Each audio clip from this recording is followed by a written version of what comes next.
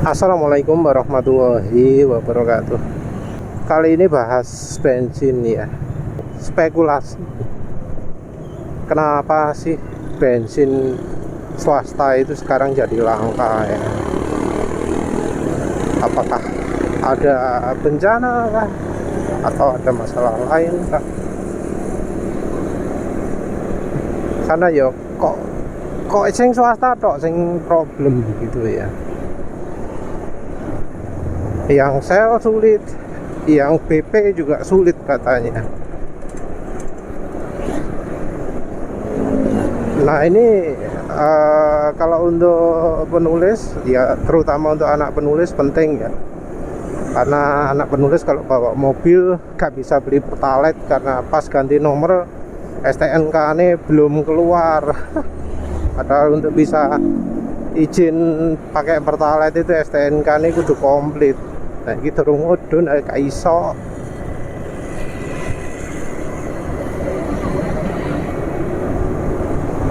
Jadinya yo terpaksa round 92. Nah penulis itu wis rekomendasi wis. Mumpung sering liwat Shell, beli Shell aja wis. Ternyata Shell super ente. Penulis suruh beli BP, entah bensin BP entek pisan entah enggak ya. Karena dari sisi harga kan sebenarnya nggak beda begitu jauh. Dan ya anak penulis sekarang benar-benar mengeluh boros. Boros penulis curiga ya bukan hanya karena Pertamax-nya ya, tapi juga takrane. Karena dia beli nggak memperhitungkan lokasi, dianggap beli Pertamax ya padha ae, nanti padha Pertamax ya Pertamax gitu kan, padahal ya salah.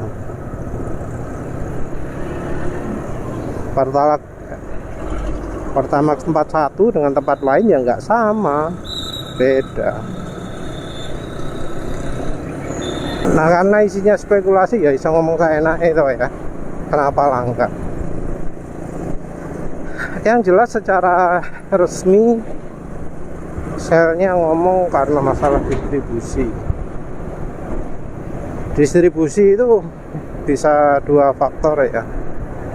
Yang satu itu adalah pembelinya tetap tapi pasokannya jadi sulit, entah karena faktor apapun. Yang kedua adalah pasokan tetap tapi pembeli makin banyak. Entah yang mana, tapi penulis berharap yang kedua ya. Karena kalau yang kedua jadi bukti bahwa ya masyarakat itu sekarang sadar bahwa bensin Pertamina itu baiknya jangan dipertahankan. Jadi kalau sekarang ini ada bensin selain Pertamina, wis mending jangan Pertamina. Kalau dibilang anti nasionalis, nah kita harus tanya dulu, apakah Pertamina itu, bensin Pertamina itu layak disebut bensin dalam negeri? Karena kan yo Pertamina sendiri belinya ke luar negeri kan. Kalau ngomong anak bangsa juga ya sebenarnya yang industri Pertamina itu ada berapa banyak sih? Karena ya Pertamina sebagai perusahaan dalam negeri itu kan ada yang namanya industri 4.0 ya. 4.0 itu adalah industri yang membuat pabrikan itu jadi lebih banyak otomatisasinya. Jadi banyak hal digantikan oleh orang. Karena ya penulis pernah lihat presentasi di industri 4.0 itu ya, yang jadi pioner industri 4.0 itu adalah salah satunya adalah pupuk Kaltim. Dan salah satu yang jadi omongan, yang jadi fitur unggulan, yang jadi keunggulan dari implementasi industri 4.0 di pupuk Kaltim itu adalah pengurangan tenaga kerja. Yang jelas diunggulkan itu satu. Yang kedua adalah ya kalau lihat cerita-ceritanya orang yang kerja di Pertamina ya, terutama yang tinggi-tinggi, oh ya jadi ya apa ya, ibu-ibu PKK bisa keluar kota, padahal itu level mana ya, level provinsi. Satu provinsi kayak gitu, ibu-ibu PKK-nya bisa berpergian dengan biaya perusahaan. Wah, mewah ya. Karena ya penulis ini kerja di perusahaan swasta yang namanya ibu-ibu ya nggak tahu dia apa-apa no ya. Kalau nggak jenenge perkumpulan ibu-ibu ya.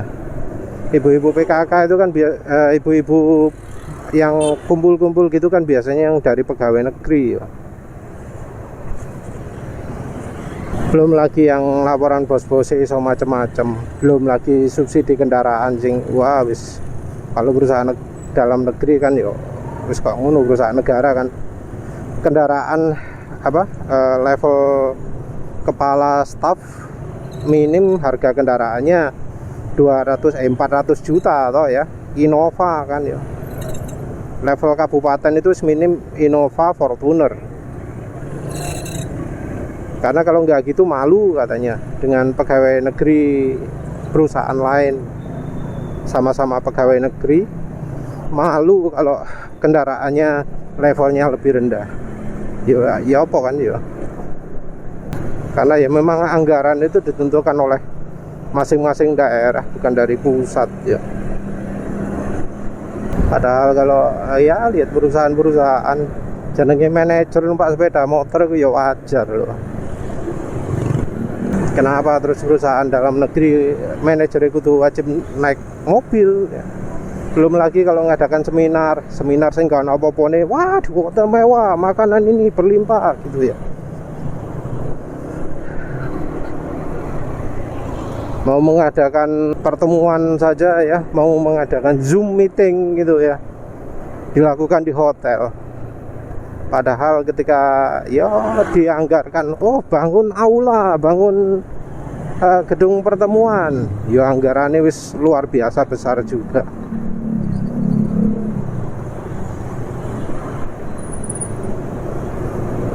Mungkin dipikir nggak ono audit, tapi yang namanya audit ya biasanya katut. Bagian audit termasuk bagian paling basah ya, audit internal loh. Tahu menulis kayak gitu, bola wes. Tapi yang jelas ya kalau dibilang Pertamina itu anak bangsa, anak singdi gitu ya. Kalau dibilang oh pegawai Pertamina itu yang bagian pom bensin ya. Perasaan pom bensin itu swasta ya, agak-agak yang negeri itu jarang. Jadi kalau dibilang oh Pertamina menghidupi banyak orang yang kerja di SPBU, ya nanti orang yang sama masih akan bisa bekerja ketika SPBU-nya itu ganti dari Pertamina ke merek lain gitu ya. Karena ya kalau kita ngomong dalam negeri ya cukup banyak ya yang dijual oleh penjual dalam negeri ya. Walau modal asing wis gak ngurus, emang kita bisa bedakan atau enggak gitu loh. Kalau ngomong sumber minyaknya, kilang minyaknya gitu, ya masalah bensin itu impor ya. Nah kalau lokal pun ya lokal beli, bukan milik Pertamina sendiri. Jadi setahu penulis kilang minyak untuk bensin Pertamina yang menghasilkan bensin itu sangat kecil volumenya, gak ngatasi. Sehingga untuk bahan bakar Pertamina itu harus impor. Ini rasanya berlaku untuk semua ya, mau yang bensin mau yang solar kayaknya segitu semua. Karena contohnya ada rencana biosolar dinaikkan konsentrasinya. Kalau nggak salah bahan bionya pun harus beli luar negeri. Juga soal etanol, mau ada bioetanol, minta ada peraturan boleh impor bahan etanol dari luar negeri.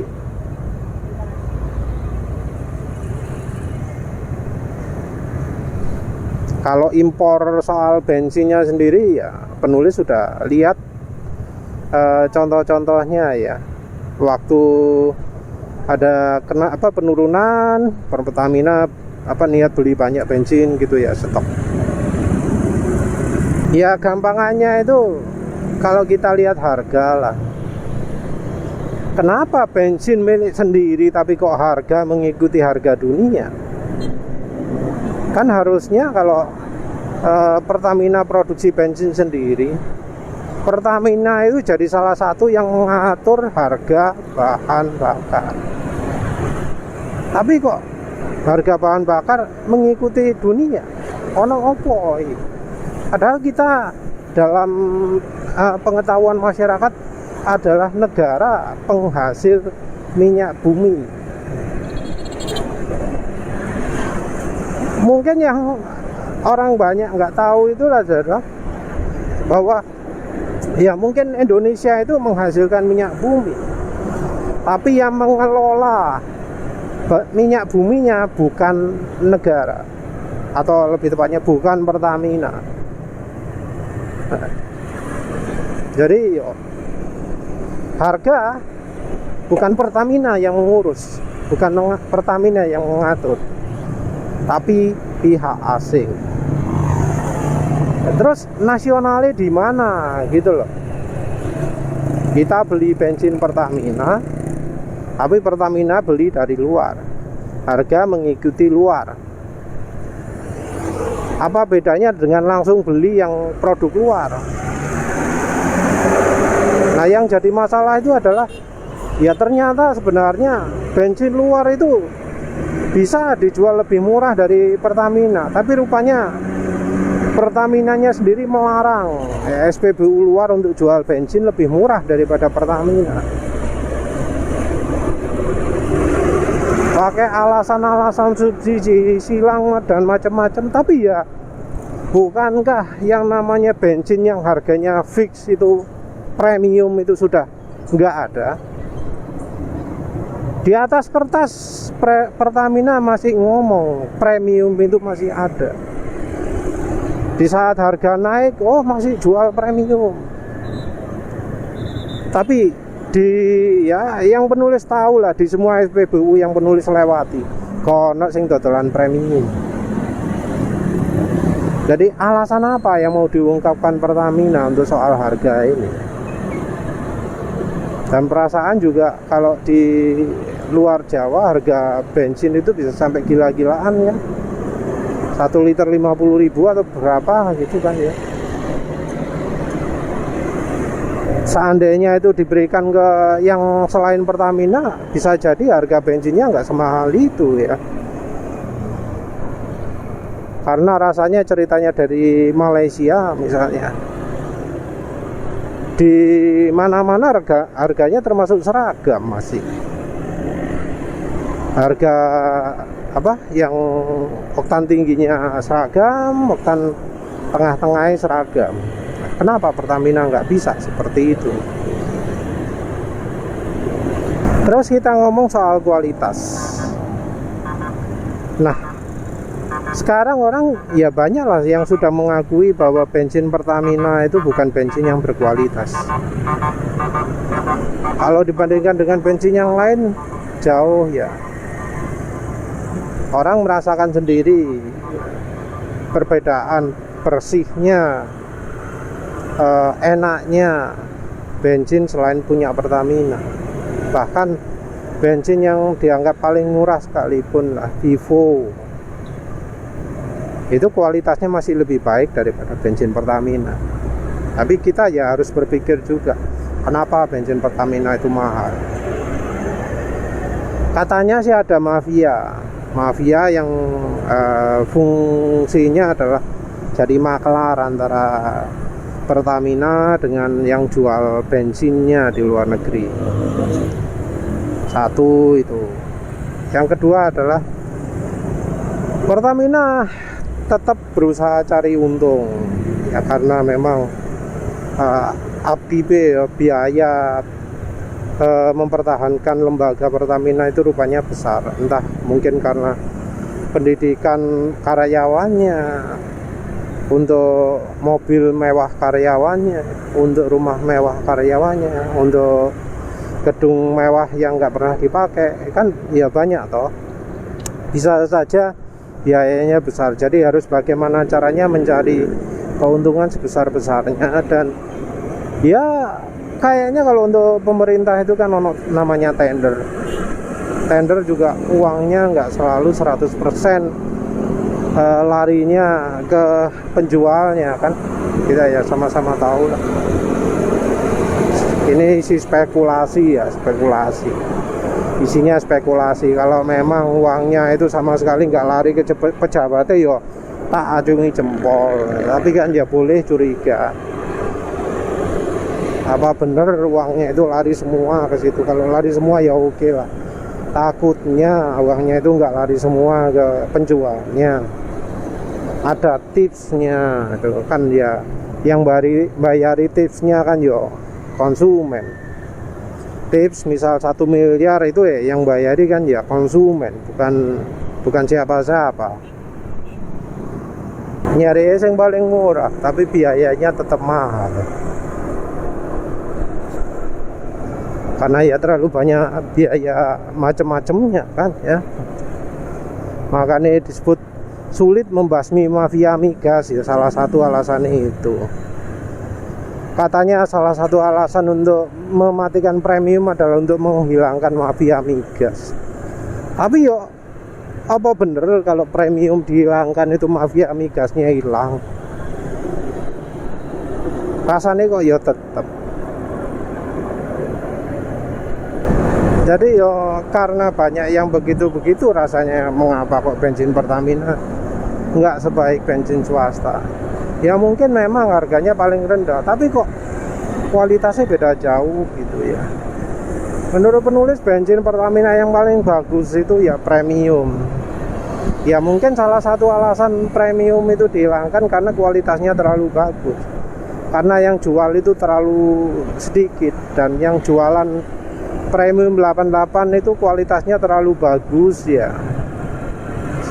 sehingga keuntungan Pertamina jauh berkurang gitu ya. Kalau dibilang rugi yo boh ya. Ruginya itu karena apa? Karena ya pernah kan terjadi kasus bahkan DPR pun tidak punya wewenang untuk tahu rincian harga ya. Rincian harga dari Pertamina. Bos yang ngerti sopo? Yang ngerti siapa? Tapi ya repotnya ya, Pertamina itu tetap jadi apa ya, yang dominan ya. Jadi orang biasa pun untuk jual bahan bakar bakal sangat sulit ya rasanya ya. Ya memang ada alasan keselamatan, tapi yuk mau rasanya sulit ya orang itu untuk jual alternatifnya. Karena ya penulis juga pernah usaha untuk buat bahan bakar, sulit ya. Balik lagi lah ke bensin yang langka selain Pertamina. Bensin Shell jadi langka tahun 92. Bensin Indo Station juga ya tiba-tiba langka. Entah apakah ini karena Pertamina mau menghilangkan RON 90. Ya aneh juga ya, karena kok kita ini sulit untuk menemui RON 90 selain Pertamina. Penulis lihat Shell itu punya produk regular ya, bensin 9 oktan 90. Tapi kenapa kok di SPBU-nya nggak ada? Nah, yang melarang itu siapa dan apa tujuannya? Kita juga sudah pernah lihat larangan bensin Vivo oktan 90 setelah ada kenaikan harga. Itu alasannya apa?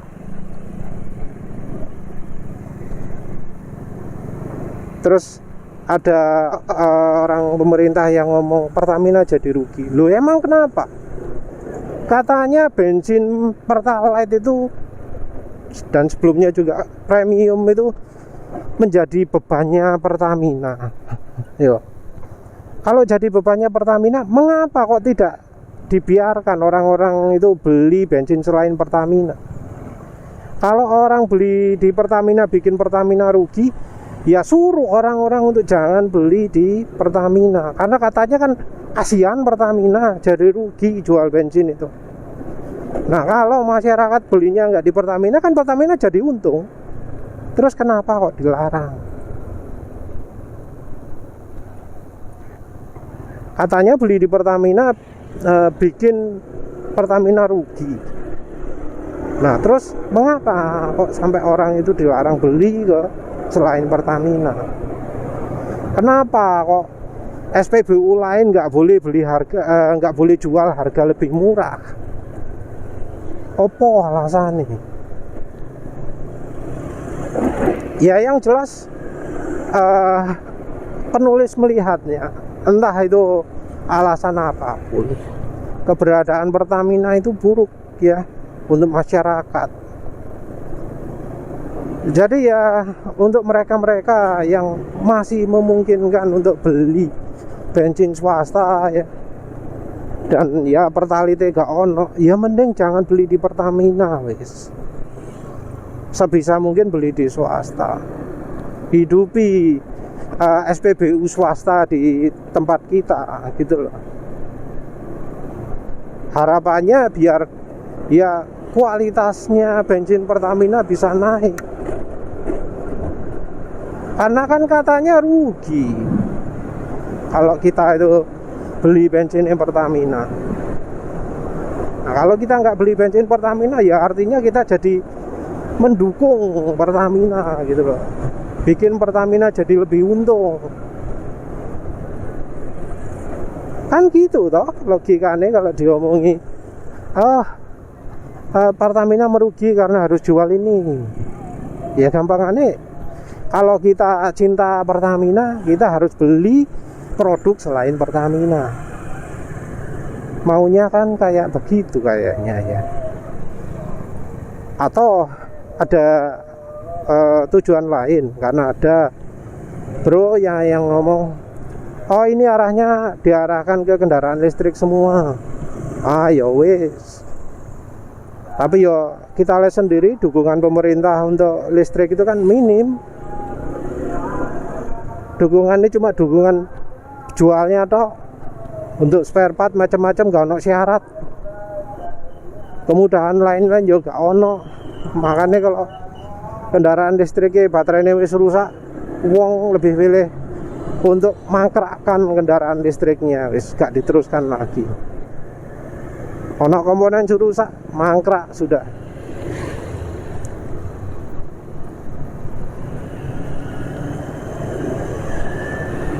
Ya karena pemerintahnya nggak dukung 100% ya. Cuma ya sing pendek-pendek ya, karena pemikir yang hebat rupanya di pemerintah. Yang jelas penulis juga nggak rekomendasi beli kendaraan listrik, mending yang bensin naik. Ya wis lah itu saja. Terima kasih sudah menonton. Assalamualaikum warahmatullahi wabarakatuh.